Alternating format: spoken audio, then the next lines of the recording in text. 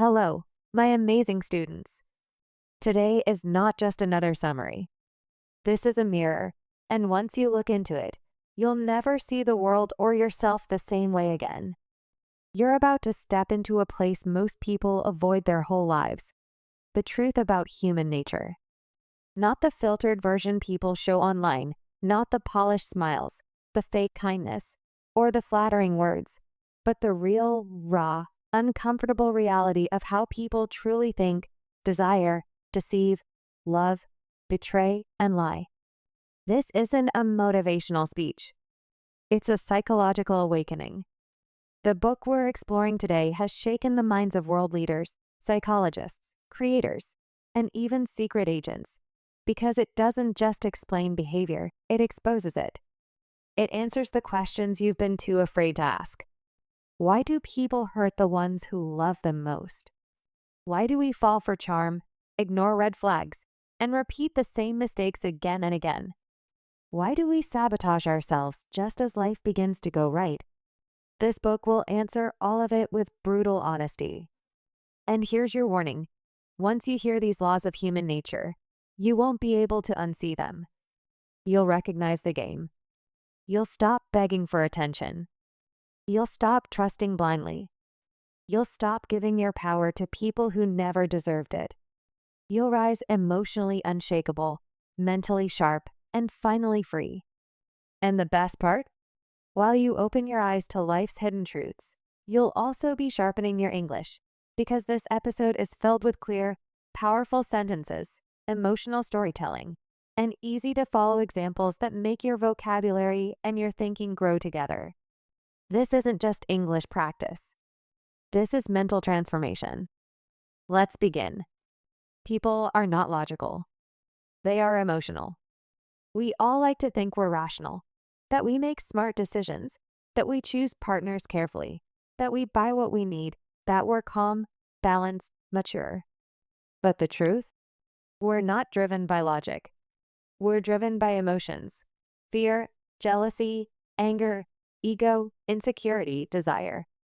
Have you ever bought something expensive, not because you needed it, but because you wanted to feel better or show someone you're doing well? Have you ever sent a text out of anger, then regretted it later? Or stayed in a toxic relationship, not because it was good for you, but because you were afraid to be alone? That's irrationality. And here's the most dangerous part. You don't even realize you're doing it. You justify it. You create reasons. You convince yourself it was the right thing. People don't see the world as it is. They see it as they feel it. For example, if someone is secretly insecure, they might interpret your confidence as arrogance. If someone is angry inside, they'll find a reason to attack you, even if you did nothing. So, what's the solution? You must first see your own emotions clearly. You must train yourself to pause before reacting, to ask, am I reacting to what's really happening? Or am I reacting to my fear, my anger, my ego? Let's say your friend doesn't reply to your message for 2 days. You start feeling ignored, unimportant, rejected. But what if they were just busy, sick, or struggling with something you don't know? Instead of assuming, breathe, wait, respond wisely. The most powerful people are not those who control others. They are the ones who have learned to control themselves, especially their emotions. If you can't control your emotions, someone else will control them for you. Everyone is self-absorbed. The key is learning empathy. Most people think narcissism means someone is obsessed with themselves, always showing off, always needing praise. But that's only the extreme version. The truth is everyone is a little narcissistic. Why? Because from childhood we are trained to focus on our needs, our pain, our dreams, our problems. Even when listening to others, we're often thinking, when will it be my turn to speak? How does this affect me? Why are they not paying attention to me?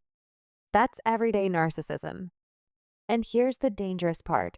When two self-absorbed people talk, no one is truly listening. Everyone is waiting. Everyone is competing. Everyone is focused on themselves. That's why relationships fail. That's why arguments happen. That's why leaders lose followers, lovers lose each other, and people feel unseen. So, how do you rise above this? By developing real empathy, not fake kindness, not pretending to care, but training your mind to step into another person's world. Ask, what are they really feeling right now? Why are they acting this way? What's going on in their life that I don't know? For example, someone shouts at you in public. Your instinct is to shout back, defend your pride. But empathy allows you to pause and think, maybe they're not angry at me. Maybe they're angry at their own life. Maybe they've been carrying this pain for years. This doesn't mean you let people walk all over you. It means you see deeper.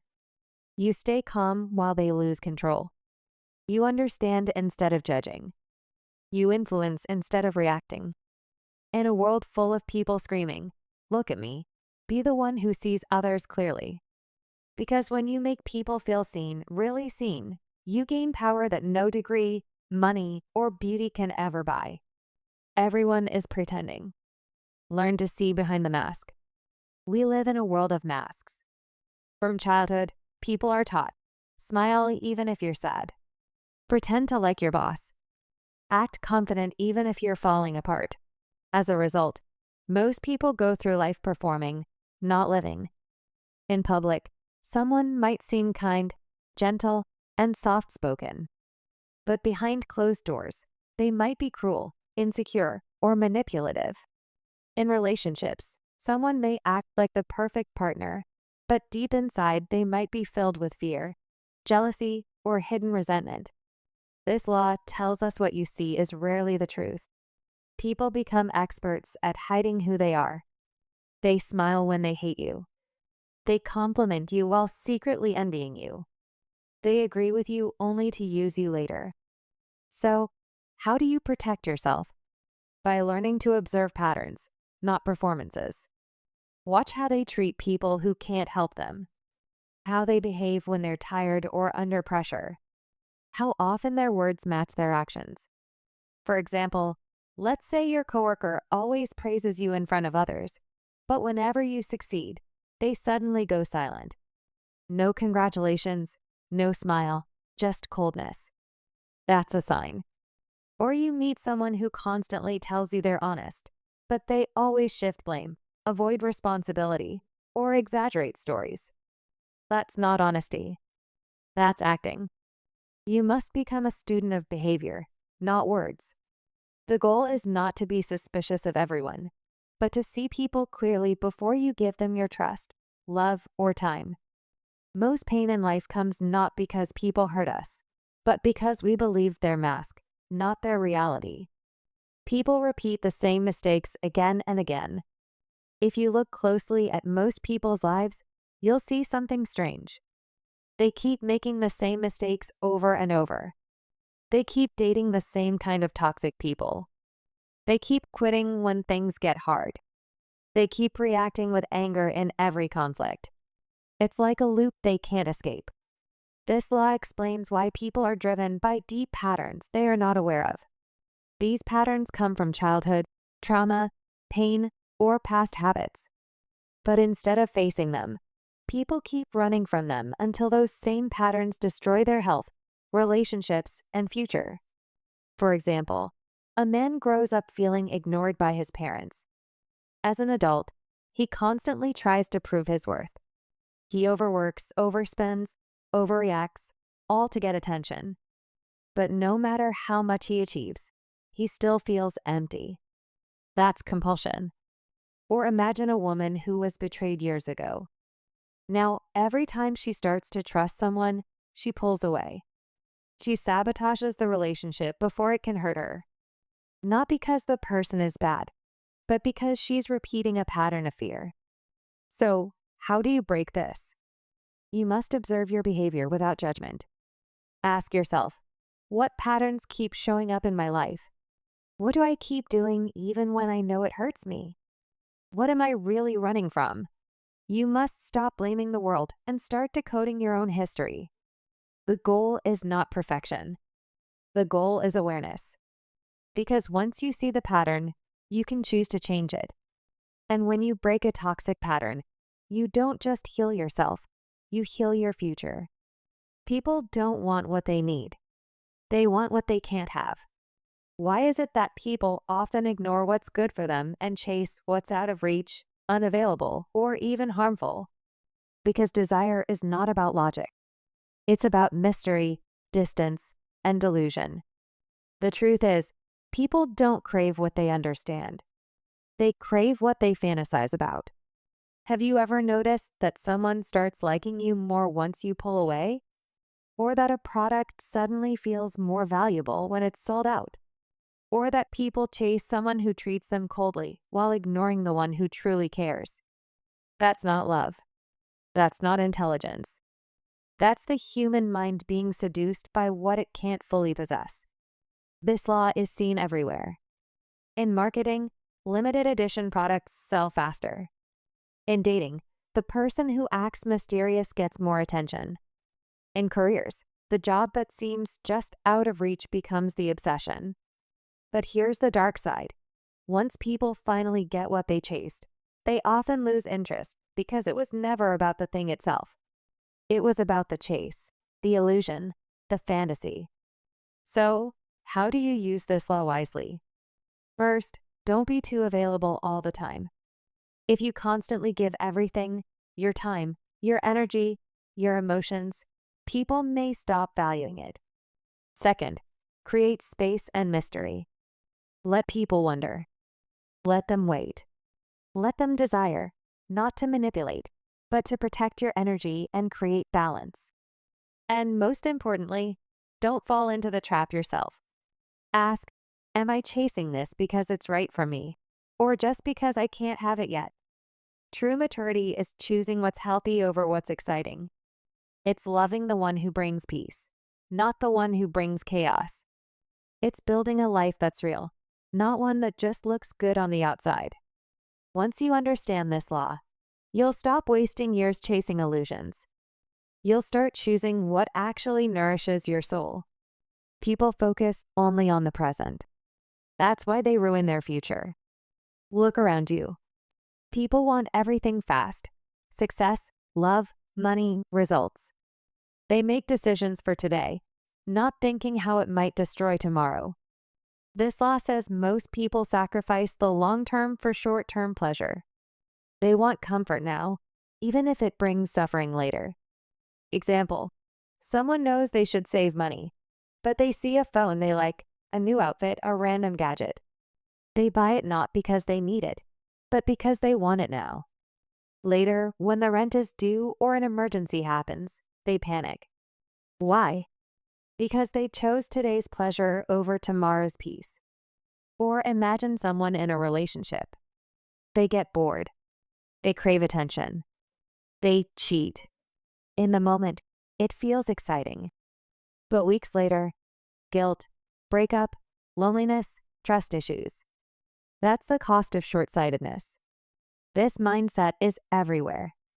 People quit working out after 1 week because results didn't come fast. They give up on their dream because it's taking too long. They stay up late scrolling, knowing they'll feel like trash in the morning. The world tells you, live in the moment. Do what makes you happy right now. But that advice can be dangerous if it disconnects you from reality. Real growth comes from thinking long-term. Ask, how will this decision affect me a year from now? Am I avoiding short-term discomfort that would create long-term peace? Will I be proud of this choice later? Anyone can live for the moment, but only a few have the strength to build for the future, and those few become unshakable. People resist change even when they need it. Ever tried to give someone honest advice and they got angry? Ever tried to help a friend grow, but they shut you out? That's defensiveness. Humans are not naturally open to change. In fact, most people defend their pain more than they defend their peace. Why? Because change feels like a threat. It means stepping into the unknown. It means admitting, I was wrong. I didn't know better. I have to grow. That's hard for the ego to accept. Think of someone who's always negative. You gently tell them, maybe focus more on solutions. They reply, so now I'm the problem? They push back not because you're wrong, but because they feel exposed.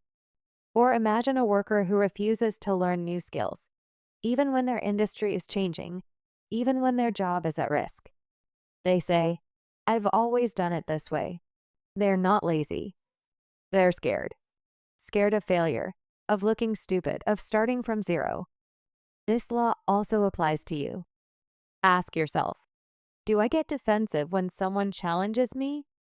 Do I reject new ideas just because they're unfamiliar? Do I secretly fear growth because it means I must let go of the old me? If you do, you're not weak. You're human. But the key is to recognize it. The most powerful people are not those who never make mistakes. They are the ones who can hear hard truths, stay calm, and say, maybe this is my chance to grow. When you drop your defenses, you don't lose strength, you gain wisdom.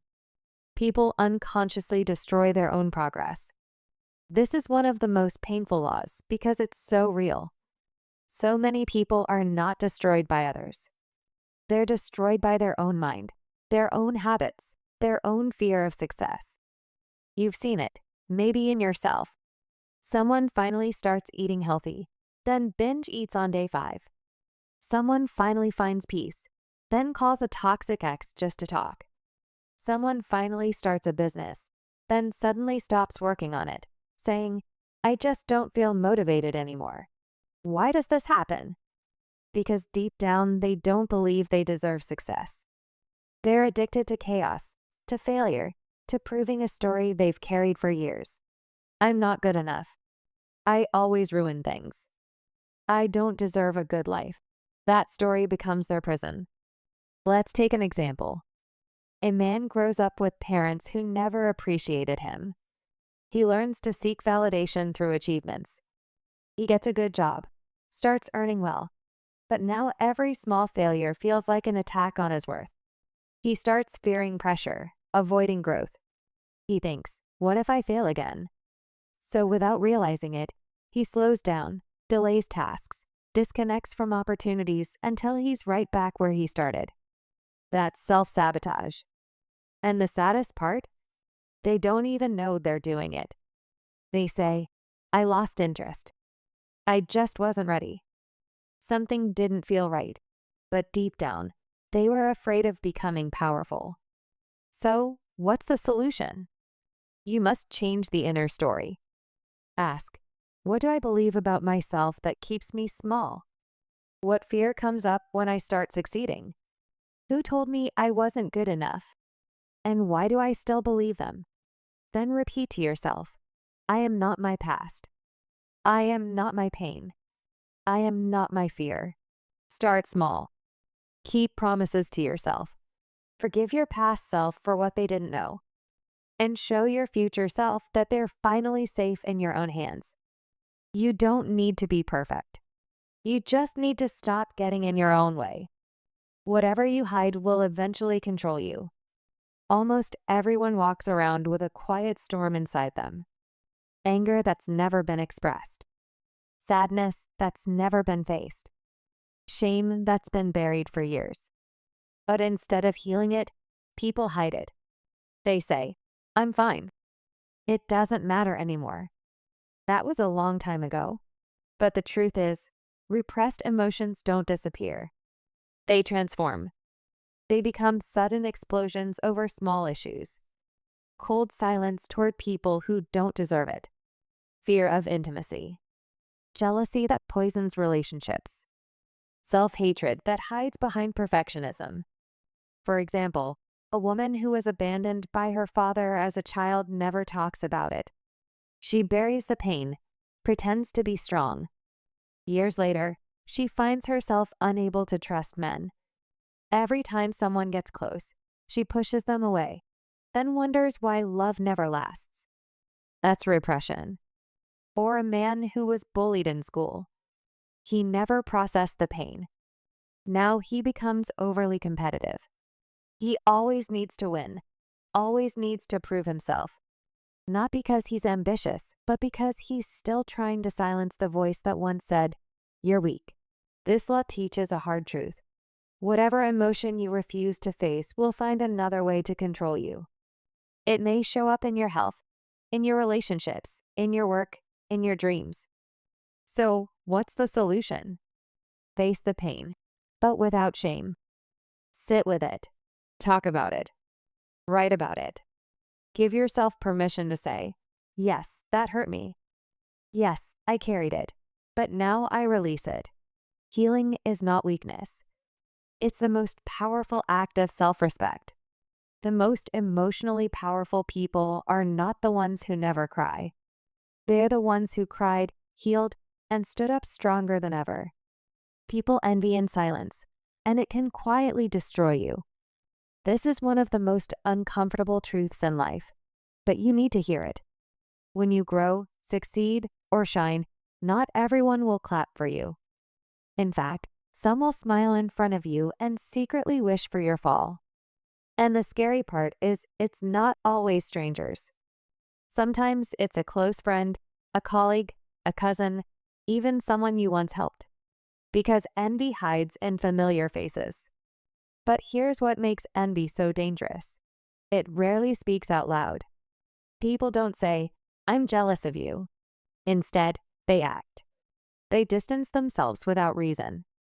They suddenly become cold, critical, or competitive.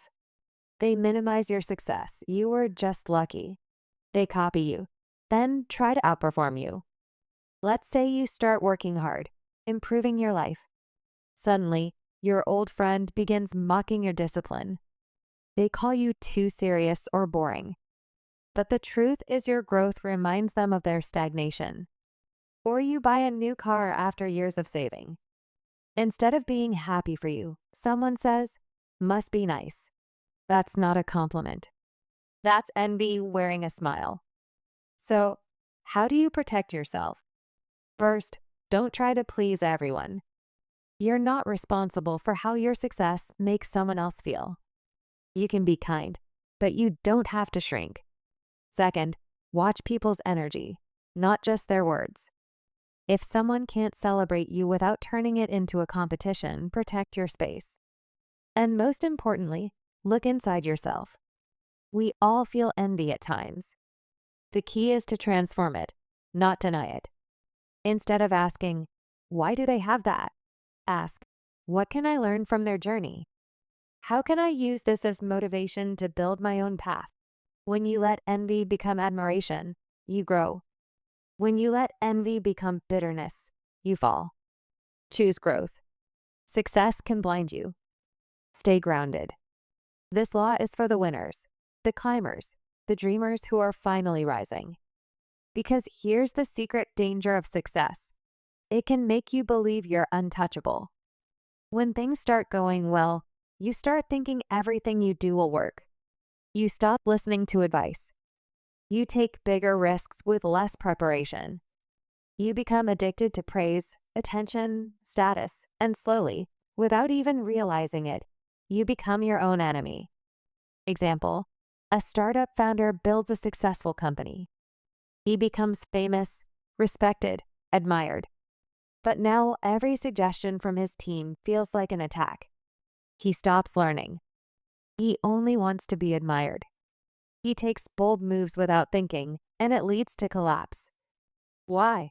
Because his early success made him believe he was invincible. Or an artist who gains popularity. Instead of staying focused on the craft, they begin chasing fame.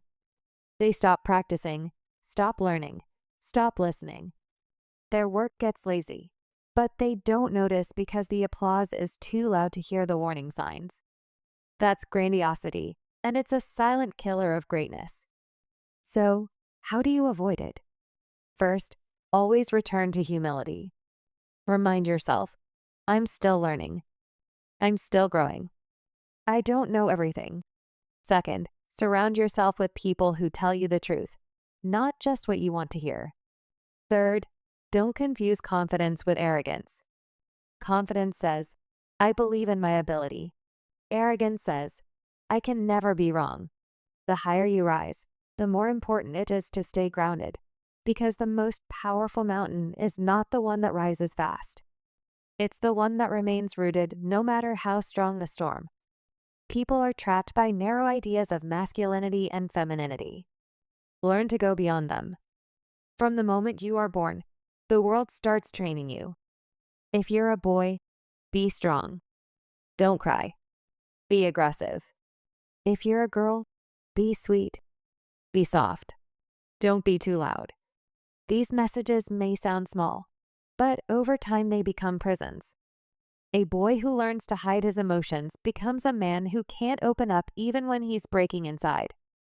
A girl who's told to stay quiet becomes a woman who can't speak up even when she's disrespected. This law reveals that masculinity and femininity are not rules. They are energies, and every person has both inside them. Masculine energy is direct, assertive, action-focused. Feminine energy is intuitive, nurturing, emotionally deep. But here's the trap. Most people are taught to reject one side of themselves. They think they have to act a certain way to be accepted. Let's look at an example. A man grows up being told that showing emotion is weak. So he builds a life where he works hard, stays logical, avoids anything soft. On the outside, he looks successful, but inside he's emotionally disconnected. His relationships suffer.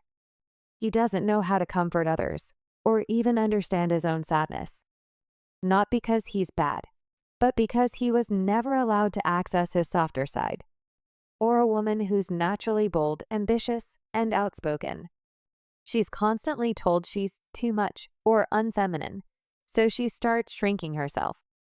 She pretends to be less than she is. She smiles when she wants to scream.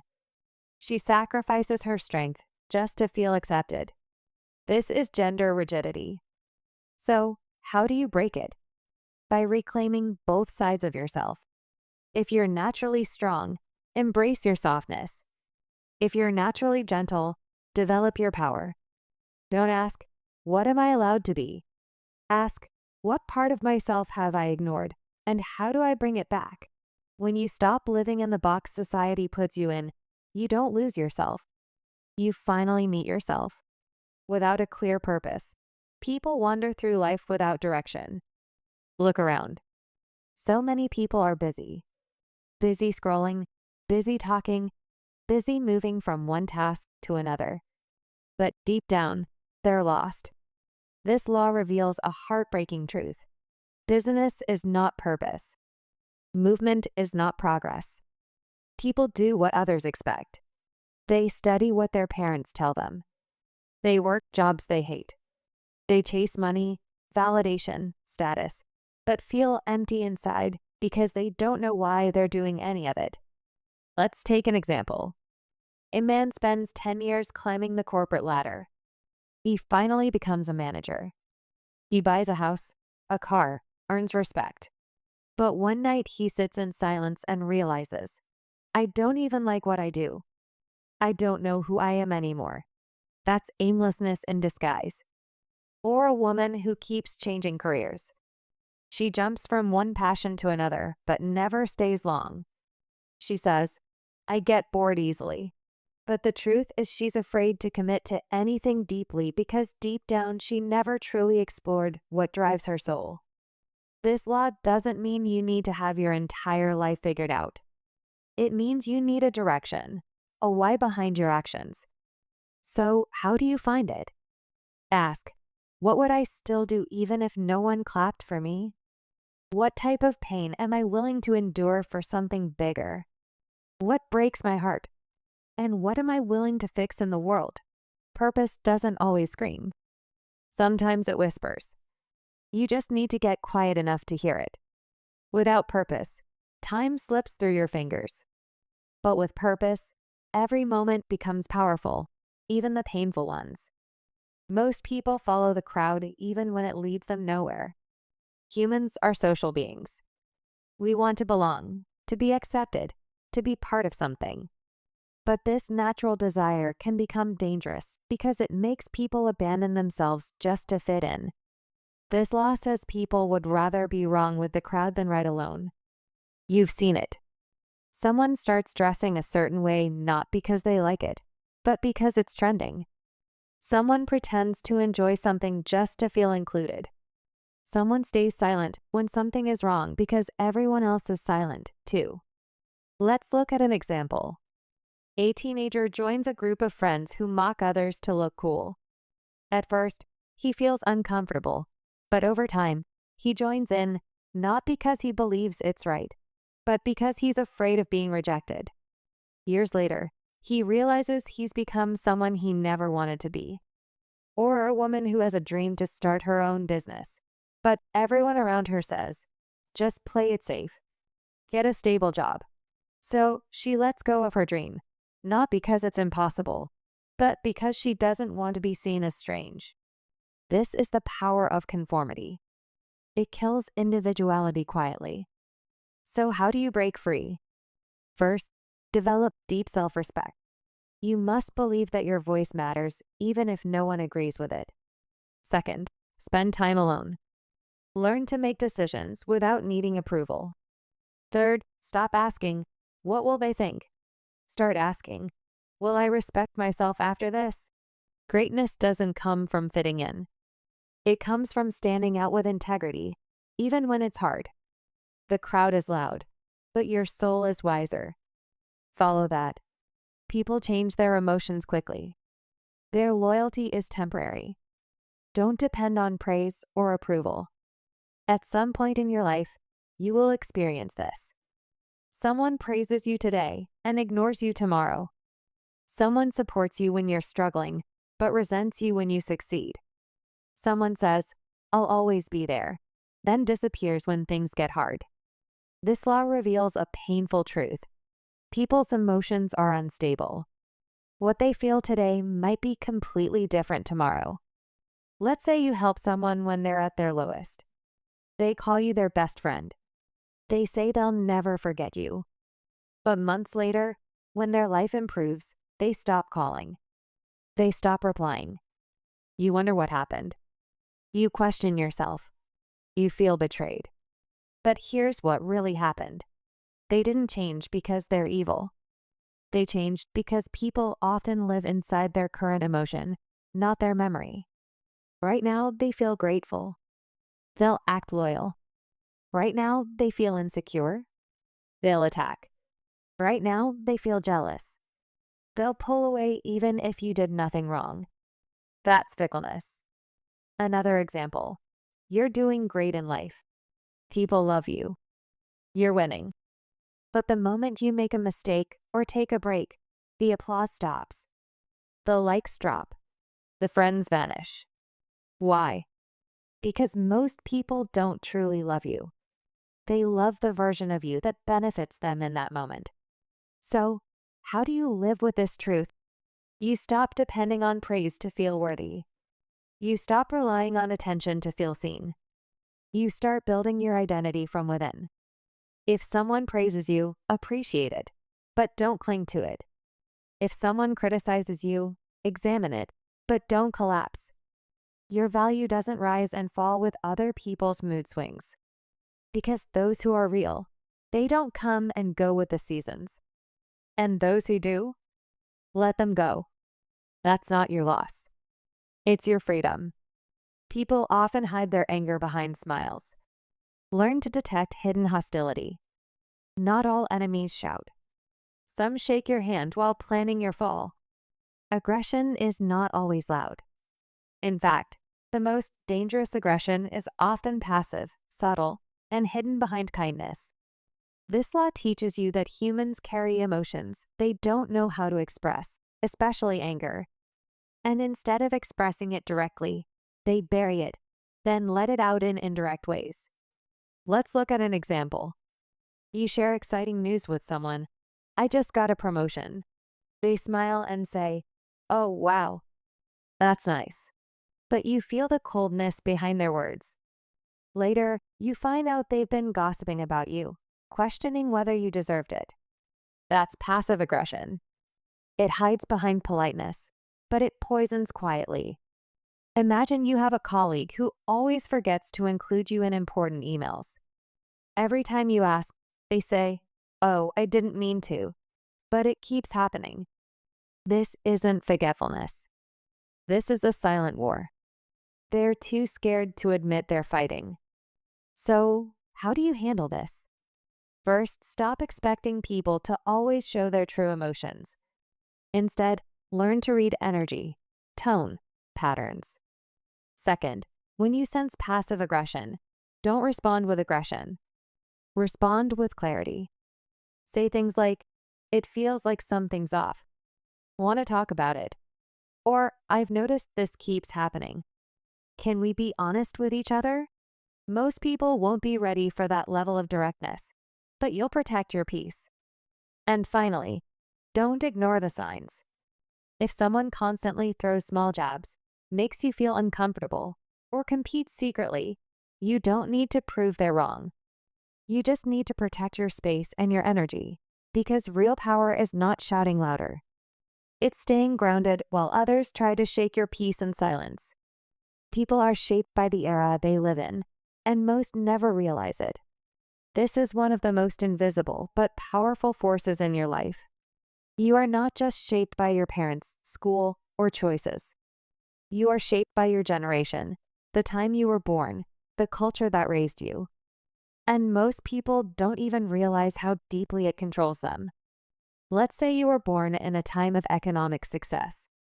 You might believe that comfort, safety, and enjoyment are your rights, and anything difficult feels wrong.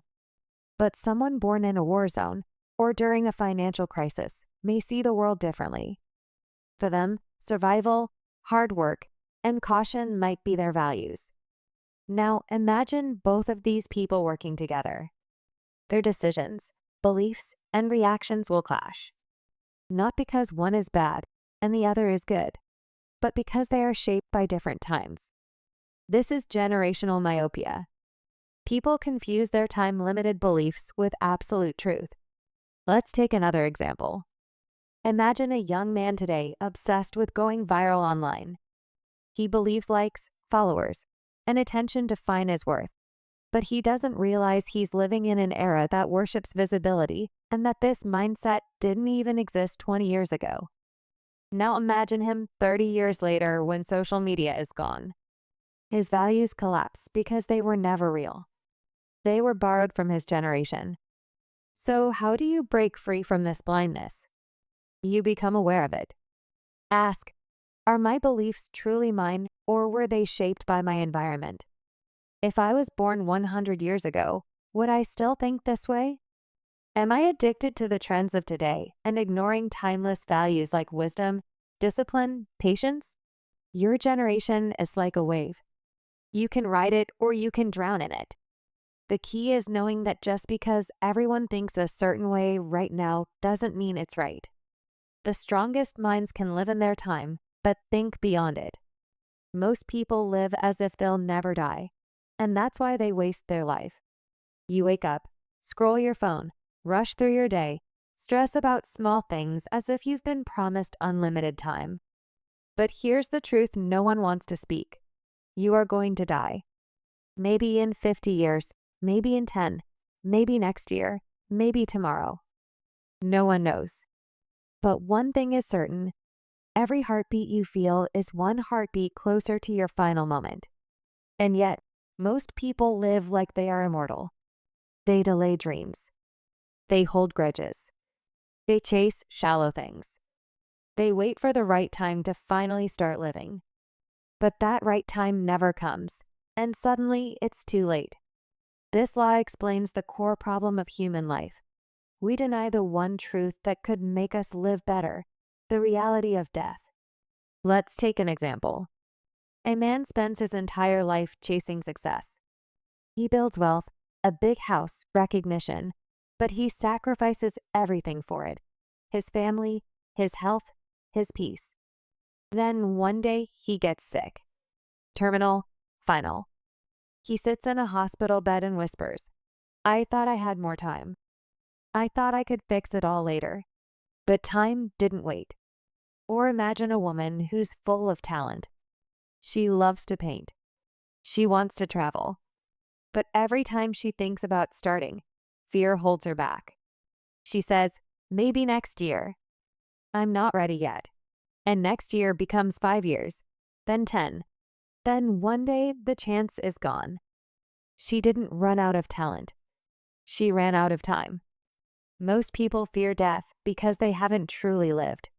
They haven't spoken their truth. They haven't loved fully. They haven't used their voice, their gifts, their heart.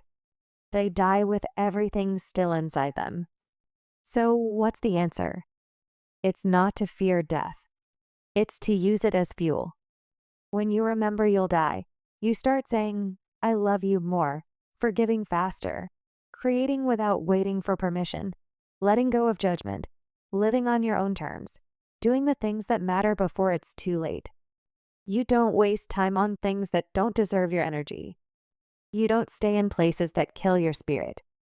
You don't wait to be chosen. You choose yourself, because now you understand death is not the enemy. Living a fake life is. Every time you look away from death, you waste life. But every time you remember death, you awaken life. And when you live like that, you're not scared of the end because you know you didn't just exist. You truly lived. You've just experienced something most people never do. You didn't just listen to a book summary. You faced yourself. You faced truth. You faced the world as it really is, not how it pretends to be. You've learned how people lie behind smiles, how success can blind you, how envy poisons relationships, how pain you never talk about becomes the pain that controls you, how most people live asleep, waiting, wandering, wasting time. And now you are no longer most people, because now you've seen through the masks. You've looked into the mirror, and you know the world is not waiting for you to be ready. It's waiting for you to wake up. Wake up to your power. Wake up to your emotions. Wake up to your purpose. Wake up to your voice. Wake up to your limited time on this earth. This was never just a book. This was a mirror. And if you're brave enough to truly look, you'll never go back to who you used to be. And now, if this message touched you, if even one part of this made you rethink your life, your habits, your future, if you felt seen, understood, awakened, then subscribe to Native Explorer. Not just to support the content, but to join a space where truth lives, where books don't just teach, they transform, where words don't just speak, they awaken. This is not the end. This is your beginning. Let this be the moment you stopped living on autopilot and started living consciously, powerfully, fearlessly, because you only get one life. Don't waste it being someone else. Be the real you fully before it's too late. Thank you for watching. Now, go live the life most people never will.